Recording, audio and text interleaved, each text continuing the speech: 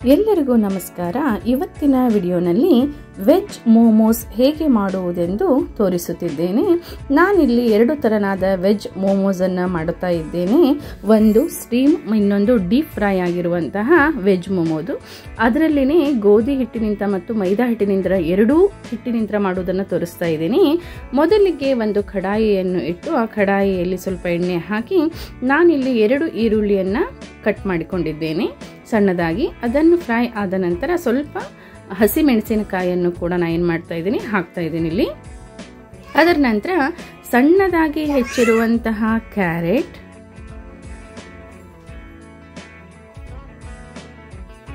ಇಲ್ಲಿ ನಾನು 2 ಕ್ಯಾರೆಟ್ನ ಬಳಸಿದ್ದೇನೆ. ದೊಡ್ಡದಾಗಿರುವಂತಹ 2 ಕ್ಯಾರೆಟನ್ನು ನಾನು ಬಳಸಿದ್ದೇನೆ. ಅದನ್ನು ಕೂಡ ಸಣ್ಣದಾಗಿ ನಾನು ಇಲ್ಲಿ ಹೆಚ್ಕೊಂಡಿದ್ದೀನಿ. ನಾನು ಕಟರನ್ನು ಉಪಯೋಗ ಮಾಡಿಲ್ಲ, ವೆಜಿಟೇಬಲ್ ಕಟರ್ನ ಕೈಯಲ್ಲಿನೇ ಕಟ್ ಮಾಡಿದ್ದೀನಿ. ಅದನ್ನಿದ್ರೆ ಅದರಲ್ಲಿ ಕೂಡ ನೀವೇನು ಮಾಡ್ಬೋದು, ಉಪಯೋಗ ಮಾಡಿಕೊಂಡು ಮಾಡ್ಬೋದು. ಸಣ್ಣದಾಗಿ ಹೆಚ್ಚಿದ್ರೆ ಮೋಮೋಸ್ ಒಳಗೂ ತುಂಬುವಾಗ ಹೆಲ್ಪ್ ಆಗುತ್ತೆ ನಮಗೆ. ಮತ್ತು ಕ್ಯಾರೆಟ್ ಬೇಯಲು ಸ್ವಲ್ಪ ಟೈಮ್ ಕೂಡ ಬೇಕು. ಅದಕ್ಕೆ ಈರುಳ್ಳಿ ನಂತರನೇ ನಾವೇನು ಮಾಡ್ತಾ ಇದ್ದೀನಿ, ಕ್ಯಾರೆಟನ್ನು ಹಾಕ್ತಾ ಇದ್ದೀನಿ. ಅದು ಸ್ವಲ್ಪ ಬೆಂದಿದೆ ಅಂತ ಗೊತ್ತಾದ್ಮೇಲೆ ಕ್ಯಾಪ್ಸಿಕಮ್ಮನ್ನು ಕೂಡ ನಾನೇನು ಮಾಡಿದೆ, ಹಾಕ್ಕೊಂಡೆ. 2 ಕ್ಯಾಪ್ಸಿಕಮ್ಮನ್ನು ನಾನೇನು ಇಲ್ಲಿ ತೊಗೊಂಡಿದ್ದೀನಿ. ಅದರ ನಂತರ ಒಂದು ಕ್ಯಾಬೇಜ್ ಒಳಗೆ 1/4 ಭಾಗ ಕ್ಯಾಬೇಜನ್ನು ಕೂಡ ನಾನೇನು ಮಾಡಿದ್ದೀನಿ, ಸಣ್ಣದಾಗಿ ಕಟ್ ಮಾಡಿಕೊಂಡು ಇದಕ್ಕೆ ಹಾಕಿಕೊಂಡೆ. ನೀಟಾಗಿ ಇದನ್ನು ನಾವೀಗ ಮಿಕ್ಸ್ ಮಾಡಿಕೊಂಡು ಇದಕ್ಕೆ ರುಚಿಗೆ ತಕ್ಕಷ್ಟು ಉಪ್ಪನ್ನು ಕೂಡ ಹಾಕಿಕೊಳ್ಳೋಣ. ನೋಡಿ ಎಷ್ಟು ಕಲರ್ಫುಲ್ ಆಗಿ ಕಾಣ್ತಾ ಇದೆ.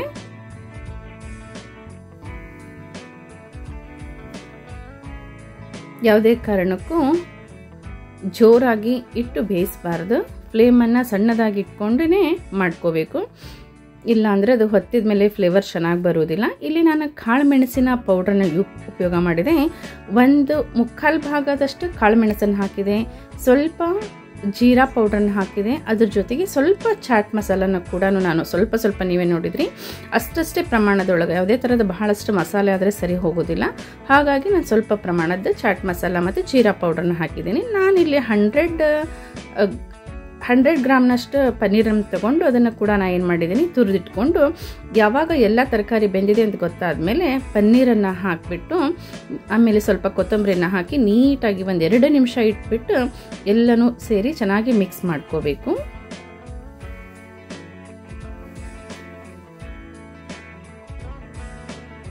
ಯಾವುದೇ ಥರದ ಸ್ವಲ್ಪ ನೀರಿನ ಅಂಶ ಇದ್ದರೂ ಕೂಡ ಅದು ನೀರು ಬಿಟ್ಕೊಳ್ಳುತ್ತೆ. ಅದಿಲ್ಲದೆ ಇರೋ ಥರ ಮಾಡಿಕೊಂಡ್ರೆ ಸಾಕು. ಹೊತ್ಸೋದು ಯಾವ ಕಾರಣಕ್ಕೂ ಬೇಡ. ಫುಲ್ ಡ್ರೈ ಆಗಬೇಕನ್ನೋದು ಏನೂ ಬೇಡ.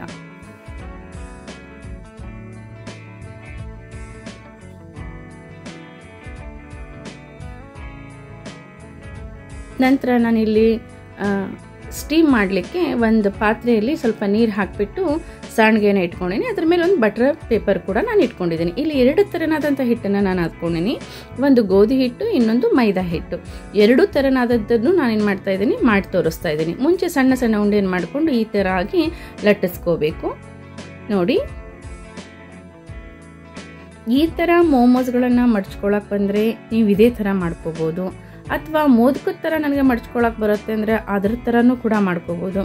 ಅದೂ ನನಗೆ ಆಗಿಲ್ಲ ಅಂತಂದರೆ ನಾವು ಕರ್ಚಿಕಾಯಿ ಕೂಡ ಏನು ಮಾಡ್ಕೊಳ್ತೀವಲ್ಲ, ಆ ಥರನೂ ಏನು ಮಾಡ್ಬೋದು, ಫೋಲ್ಡ್ ಮಾಡಿಕೊಂಡು ಬೇಯಿಸ್ಕೋಬೋದು. ಅಥವಾ ಡೀಪ್ ಫ್ರೈ ಬೇಕಂದರೆ ನಿಮಗೆ ಡೀಪ್ ಫ್ರೈ ಕೂಡ ಮಾಡ್ಕೋಬೋದು. ನೋಡಲು ಸುಂದರವಾಗಿ ಕಾಣಿಸುತ್ತೆ ಅಂತ ಹೇಳ್ಕೊಂಡು ನಾನು ಈ ಥರ ಫೋಲ್ಡಿಂಗ್ ಮಾಡ್ಕೊಂಡಿದ್ದೀನಿ. ನಿಮಗೆ ಯಾವ ಥರ ಇಷ್ಟನೋ ಅದೇ ಥರದ ಫೋಲ್ಡಿಂಗನ್ನು ನೀವೇನು ಮಾಡ್ಕೊಳ್ಳಿ. ಎಲ್ಲ ಟೇಸ್ಟ್ ಒಂದೇ ಕೊಡುತ್ತೆ. ಫೋಲ್ಡಿಂಗ್ ಒಳಗಿರೋ ಪಲ್ಯ ನೀಟಾಗಿ ಚೆನ್ನಾಗಿ ರೆಡಿ ಆದರೆ ಟೇಸ್ಟ್ ಚೆನ್ನಾಗಿ ಬರುತ್ತೆ. ಹಿಟ್ಟಿಗೂ ಕೂಡ ನಾನೇನಿಲ್ಲಿ ನೀರು ಮತ್ತು ಸ್ವಲ್ಪ ಎಣ್ಣೆ, ಉಪ್ಪನ್ನು ಹಾಕಿ ಕಲಿಸ್ಕೊಂಡಿದ್ದೀನಿ. ಉಪ್ಪು, ಎಣ್ಣೆ, ನೀರು ಇಷ್ಟೇ 2 ಥರದ ಹಿಟ್ಟಿಗೆ ಹಾಕಿ ನಾದ್ಕೊಂಡಿರೋದು. ಚಪಾತಿ ಹಿಟ್ಟಿನ ಹದಕ್ಕೆ ನಾದ್ಕೊಂಡಿನಿ ನಾನು. ನೋಡಿ, ಇಲ್ಲಿ ನಾನು ಮೋದಕ ಥರ ಮಾಡ್ತಾ ಇದ್ದೀನಿ. ಇದನ್ನು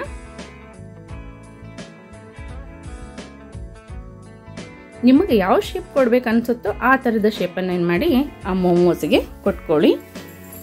ನೋಡಲು ಡಿಫ್ರೆಂಟ್ ಆಗಿ ಬೇರೆ ಬೇರೆ ಥರ ಕಾಣಿಸುತ್ತೆ.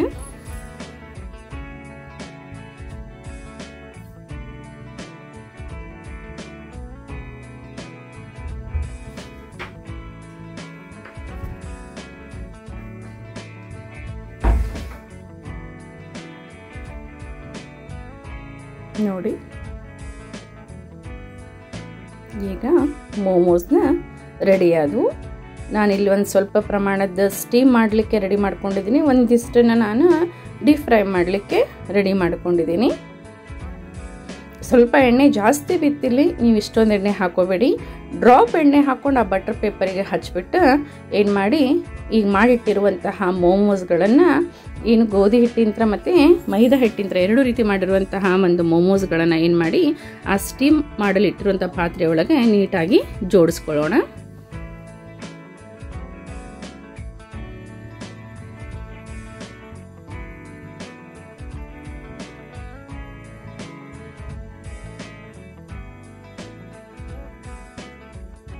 ಬಟರ್ ಪೇಪರೇ ಬೇಕಂತನೂ ಏನಿಲ್ಲ, ಕಾಟನ್ ಬಟ್ಟೆ, ಯಾವುದೇ ಕಾಟನ್ ಬಟ್ಟೆ ಇದ್ರೂ ಕೂಡ ಕಾಟನ್ ಬಟ್ಟೆ ಕೂಡ ಆ ಒಂದು ಇದ್ರ ಮೇಲೆ ಹಾಕಬೇಕು. ಯಾಕಂದರೆ ಜರಡಿ ಮೇಲೆ ಡೈರೆಕ್ಟಾಗಿ ನಾವು ಇಟ್ಟಾಗ ಏನಾಗುತ್ತೆ ಅಂದರೆ ಕೆಳಗಡೆ ತಳ ಅದಕ್ಕೆ ಅಂಟ್ಕೊಂಡು ಬಿಡುತ್ತೆ. ಆ ಕಾರಣಕ್ಕೋಸ್ಕರ ಕೆಳಗಡೆ ಸ್ವಲ್ಪ ಆಯಿಲ್ ಹಾಕೋದು.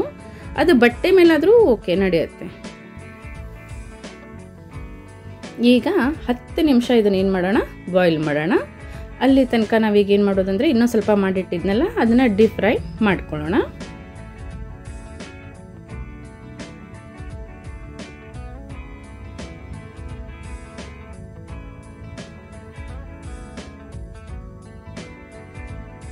ನಾನು 2 ಈರುಳ್ಳಿ, 2 ಕ್ಯಾರೆಟು, 2 ಕ್ಯಾಪ್ಸಿಕಮ್, 100 ಗ್ರಾಮ್ ಪನ್ನೀರ್, ಸ್ವಲ್ಪ ಉಪ್ಪು, ಕಾಳು ಮೆಣಸು ಪೌಡರ್, ಜೀರಾ ಪೌಡರ್, ಆಮೇಲೆ ಚಾಟ್ ಮಸಾಲ ಪೌಡರ್ ಇಷ್ಟನ್ನು ಮಾತ್ರ ಹಾಕಿರೋದು, ಬೇರೆ ಏನೂ ಹಾಕಿಲ್ಲ. ತಿನ್ನೋಬೇಕಾದ್ರೆ ಇದ್ರದ್ದು ಸ್ವಾದ ಬಹಳ ಚೆನ್ನಾಗಿರುತ್ತೆ. ನೋಡಿ ಎಷ್ಟು ಚೆನ್ನಾಗಿ ಕಾಣಿಸ್ತಾ ಇದೆ. ಈ ಥರ ಫೋಲ್ಡಿಂಗ್ ಮಾಡಿಕೊಂಡ್ರೆ ಈ ಥರ ಕಾಣಿಸುತ್ತೆ ಅನ್ನೋದಕ್ಕೆ ಫೋಲ್ಡಿಂಗ್, ಆದರೆ ನಮ್ಗೆ ಯಾವ ಥರ ಬರುತ್ತೋ ಆ ಥರ ಫೋಲ್ಡಿಂಗ್ ಮಾಡ್ಕೋಬೋದು.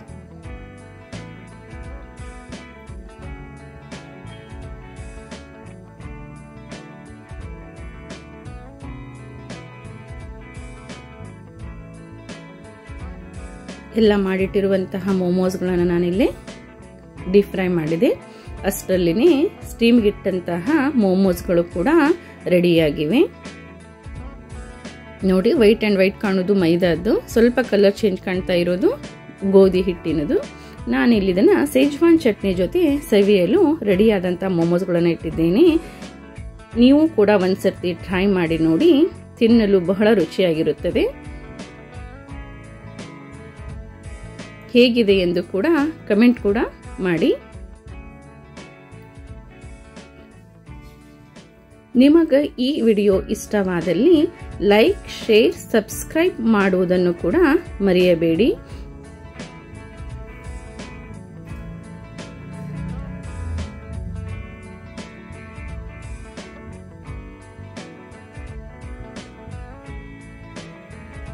ನೋಡಿ, ಇದು ಸ್ಟೀಮ್ ಮಾಡಿರುವಂತಹ ವೆಜ್ ಮೋಮೋಸ್.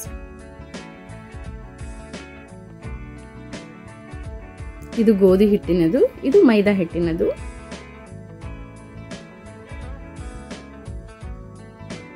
ಇದು ಸೇಜ್ವಾನ್ ಚಟ್ನಿ ಜೊತೆ ಸವಿಯಲು ತುಂಬಾ ಚೆನ್ನಾಗಿರುತ್ತೆ. ಮನೆಯಲ್ಲಿ ಕೂಡ ಸೇಜ್ವಾನ್ ಚಟ್ನಿಯನ್ನು ಮಾಡ್ಬೋದು. ನೆಕ್ಸ್ಟ್ ಟೈಮಲ್ಲಿ ಸೇಜ್ವಾನ್ ಚಟ್ನಿನ ಹೇಗೆ ಮಾಡೋದು ಎಂದು ಕೂಡ ತೋರಿಸುತ್ತೇನೆ. ಥ್ಯಾಂಕ್ ಯು, ಧನ್ಯವಾದಗಳು.